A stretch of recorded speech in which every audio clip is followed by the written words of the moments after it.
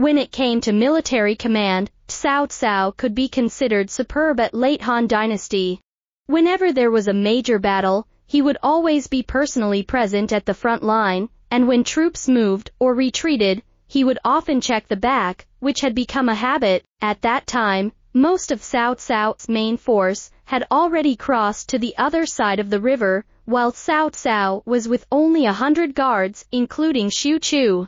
Ma Chao suddenly led more than 10,000 men to rush out from Tong Pass, and with a huge 100 disadvantage, fighting against the valiant Shi Liang army, it looked like the 100 or so men would be wiped out, but Cao Cao was still sitting leisurely on a small bench, resting his eyes, and had a kind of heroic feeling of not changing his face when a mountain crumbles in front of him. Cao Cao was confident, but Xu Chu, who was next to him, was so anxious that he grabbed Cao Cao and ran away without a second thought. At the time, there was only one small boat on the river, but the vanguard of Ma Chao's army was already close at hand, so the guards were scrambling to jump onto the boat. Seeing that the boat was about to tip over, Xu Chu drew his sword and roared, killing several people in a row before taking control of the situation. This section of the Yellow River current is relatively rapid. The boat drifted downstream.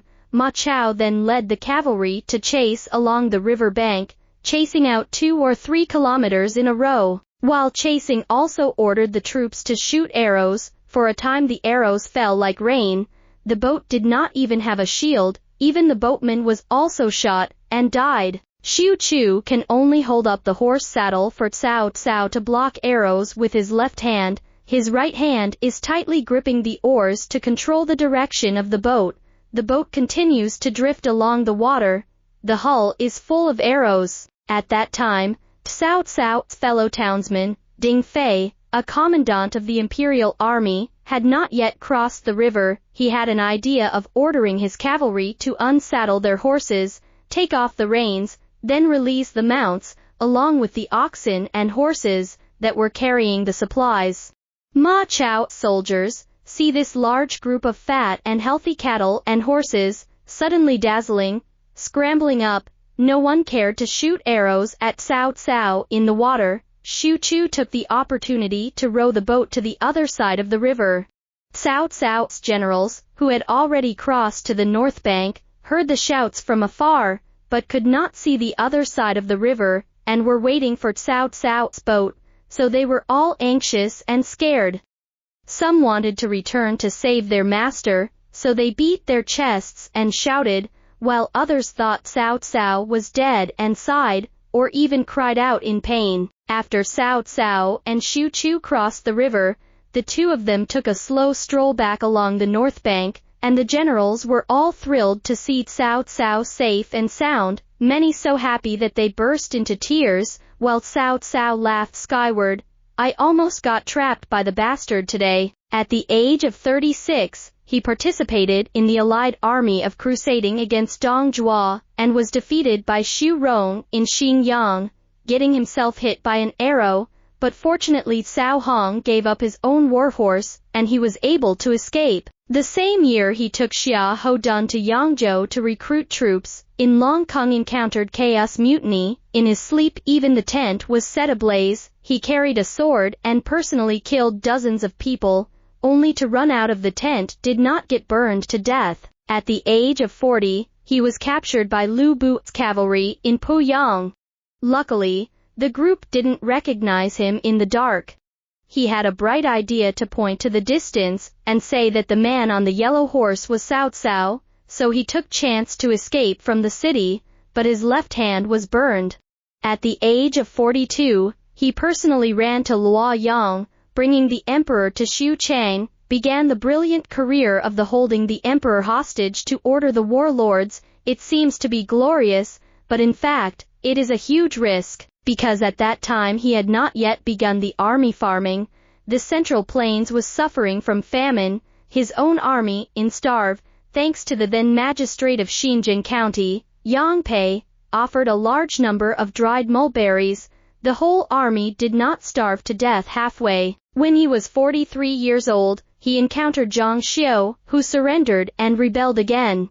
Not only did his son and nephew die in Wancheng, but he himself was also hit by an arrow, relying on Dian Wei to protect his master with his death, which helped him to save his life. At the age of 45, he stationed troops in Guandu. Xu Ta and others conspired to rebel. By time Xu Chu rested, this group of people with a blade went into Cao Cao's bedroom. After Xu Chu returned to his barrack, the heart suddenly inexplicably thumping, the keen sixth sense played a role. Xu Chu immediately ran back to Cao Cao's side. Xu Ta and other people were shocked, and then they were killed by Xu Chu. Cao Cao escaped again. At the age of 46 he took only 5,000 soldiers and went to raid Yuan Shao's grain battalion, Wu Chao.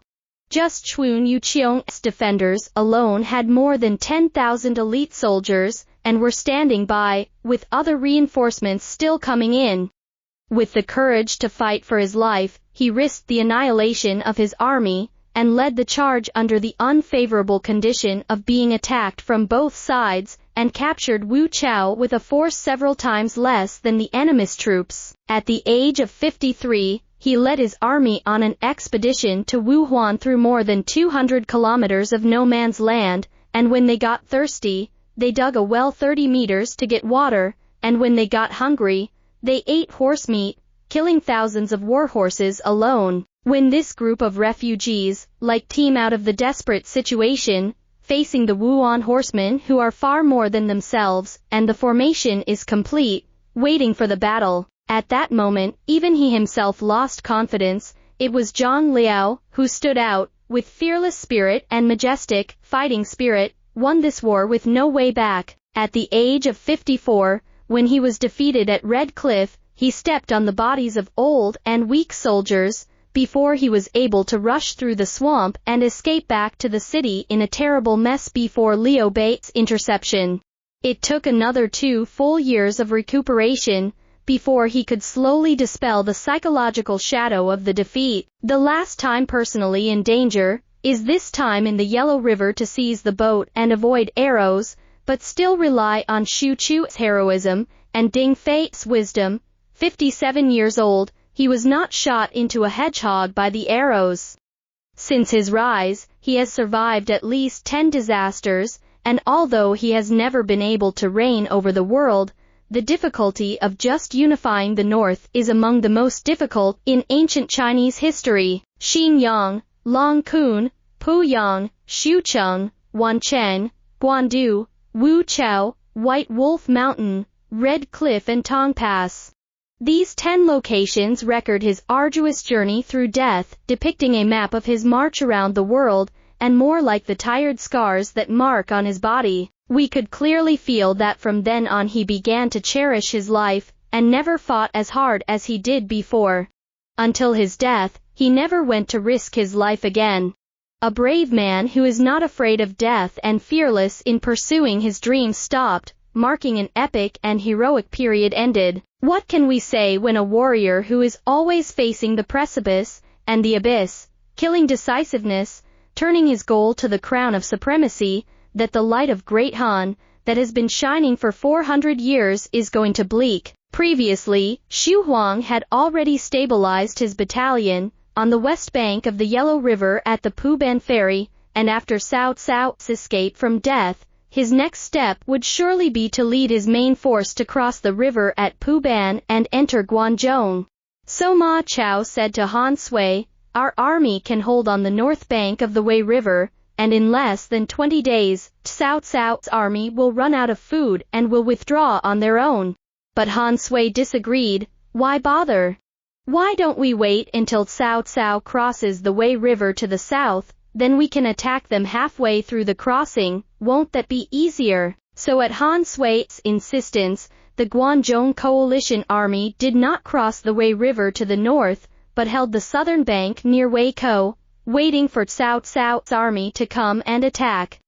When Cao Cao later heard about Ma Chao's plan, he said with emotion, "If Ma Chao doesn't die, I will die without a pauper."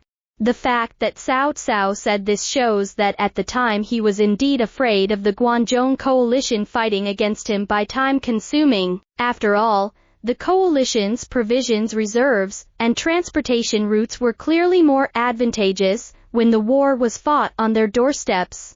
Cao Cao initially hoped for a quick battle, but hindsight proved that Cao Cao was overly concerned, because after Cao's army crossed the Yellow River to the north, the Hedong commandery began to be responsible for the supply of provisions.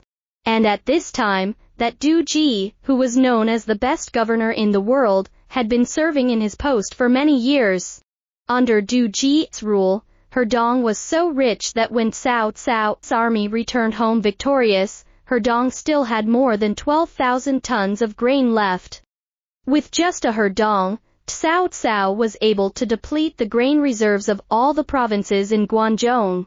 So even if Ma Chao's plan had been implemented, he would have been the only one to die. After Cao Cao crossed the river from Puban, he used large chariots and logs to construct trenches to prevent enemy cavalry from sneaking in, while slowly advancing south along the river bank. The Wei River was not the Yellow River or Yangtze River, so it was not a natural stronghold. There were many places to cross the river. So when Cao Cao arrived at the northern bank of the Wei River, he sent out a number of troops, as suspected soldiers, to attract the attention of Ma Chao and the others, and secretly, he ordered a large number of boats to be driven into the Wei River from the Yellow River, and in just less than a night's work, a pontoon bridge was built. Cao's army crossed the river at night and built a battalion on the south bank of the Wei River. At that time, the bank of the river was full of soft sand, lack of building materials such as wood and stone, and Ma Chao repeatedly sent his cavalry to harass them, so it was difficult to complete the work of Cao's battalion for a while. Lu Gui, a strategist, told Cao Cao that now that the weather was cold, they could build a city out of earth and sand, then pour water on it, so when it froze, it would be as hard as iron and stone. Cao Cao took Lu Gui's advice, and a solid frozen sand city was completed overnight. Ma Chao once again led his troops to attack, but not only was he unable to capture the city, he was also caught in Cao Cao's ambush, and suffered heavy losses as a result, which allowed the main force of Cao Cao's army to cross the Wei River with ease. Ma Chao knew he was no match for Cao Cao, so he sent an envoy to send a letter stating that he was willing to cede land around the west side of the Yellow River to beg for peace, which Cao Cao did not agree to. In September 211 AD, all of Cao's troops crossed the Wei River, and Ma Chao came to challenge them several times, but Cao Cao always held fast. At this time, Cao's army had the huge advantage of having plenty of provisions, while the Allied forces in Guangdong had started to increase their troops to Tong Pass since Cao Cao ordered the conquest of Zhonglu in March, and it has been half a year since then. Gathered more than 100,000 people of the army, the daily consumption of military supplies is very huge, and the people of Guangdong has long been fled in large numbers.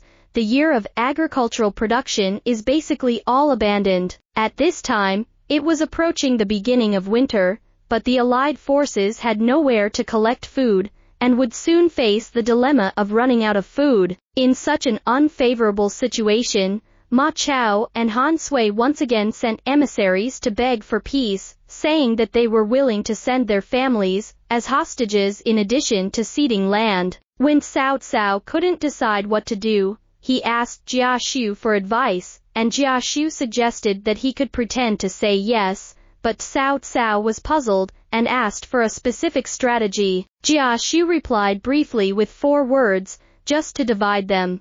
Cao Cao realized, and the two of them looked at each other and laughed. Accompanied by this sinister laughter, the already pitifully small amount of trust between Ma Chao and Han Sui would soon be gone.